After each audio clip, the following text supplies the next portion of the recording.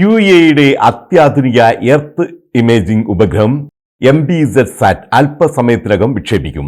ഇന്ന് UAE സമയം രാത്രി 10:49 കാലിഫോർണിയയിലെ വാൻഡൻബർഗ് എയർഫോഴ്സ് ബേസിൽ നിന്നാണ് ഉപഗ്രഹം വിക്ഷേപിക്കുന്നത്. തുടർന്ന് ദുബായിലെ മുഹമ്മദ് ബിൻ റാഷിദ് സ്പേസ് സെന്ററിൽ നിന്ന് തന്നെ ഉപഗ്രഹത്തെ നിയന്ത്രിക്കാൻ കഴിയും.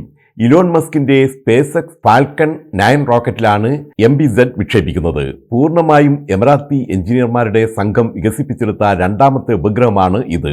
UAEയുടെ ബഹിരാകാശ സമ്പദ് വ്യവസ്ഥയിൽ MBZ നിർണായക പങ്കുവഹിക്കുമെന്നാണ് പ്രതീക്ഷ. UAEയിൽ കുട്ടികൾക്കെതിരെയുള്ള അനീതിയും അക്രമവും ഇനി മുതൽ കടുത്ത പിഴ ലഭിക്കും. പ്രായപൂർത്തിയാകാത്തവരുടെ സ്വത്ത് പിടിച്ചെടുക്കൽ, കുട്ടിയുമായി അനധികൃതമായി യാത്ര ചെയ്യൽ, കുട്ടികളെ ദുരുപയോഗം ചെയ്യൽ, അവഗണിക്കൽ അല്ലെങ്കിൽ കുട്ടികൾക്ക് മാതാപിതാക്കൾ മതിയായ പരിചരണവും പിന്തുണയും നൽകാതിരിക്കൽ തുടങ്ങിയ കുറ്റകൃത്യങ്ങൾക്ക് 50,000 ദിർഹം മുതൽ 1,00,000 ദിർഹം വരെ പിഴ ഈടാക്കും.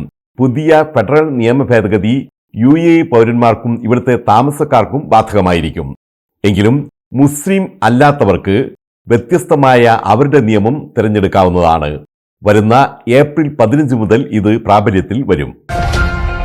റാസൽ ഖൈമയിലേക്ക് പോകുമ്പോൾ ഇനി അമിതവേഗം വേണ്ട, പണി കിട്ടും.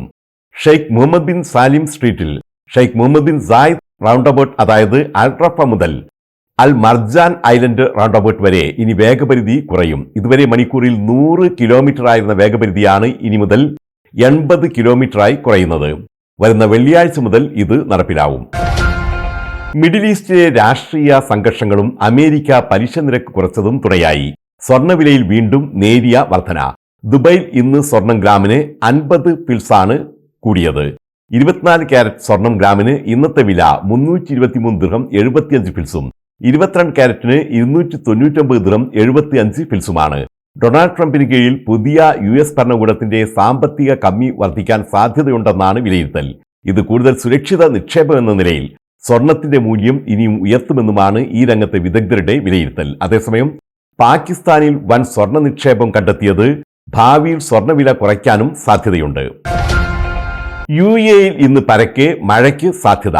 വടക്കുകിഴക്കൻ മേഖലകളിൽ ചിലയിടങ്ങളിൽ ഇപ്പോൾ തന്നെ നേരിയ മഴ രേഖപ്പെടുത്തിയിട്ടുണ്ട്. തീരപ്രദേശങ്ങളിലും ഉൾപ്രദേശങ്ങളിലും മഞ്ഞുവീഴ്ചയ്ക്കും മണിക്കൂറിൽ 40 കിലോമീറ്റർ വേഗത്തിൽ വരെ കാറ്റടിക്കാനും സാധ്യതയുണ്ടെന്നാണ് കാലാവസ്ഥാ നിരീക്ഷണ കേന്ദ്രം അറിയിച്ചത്. ഷാർജ യൂണിവേഴ്സിറ്റിയുടെ അതിഥികളായെത്തിയ ഫാറൂഖ് കോളേജിലെ MA അറബിക് വിദ്യാർത്ഥിനികൾക്ക് പൂർവ്വ വിദ്യാർത്ഥി സംഘടനയായ ഫോസ ദുബായ് സ്വീകരണം നൽകി.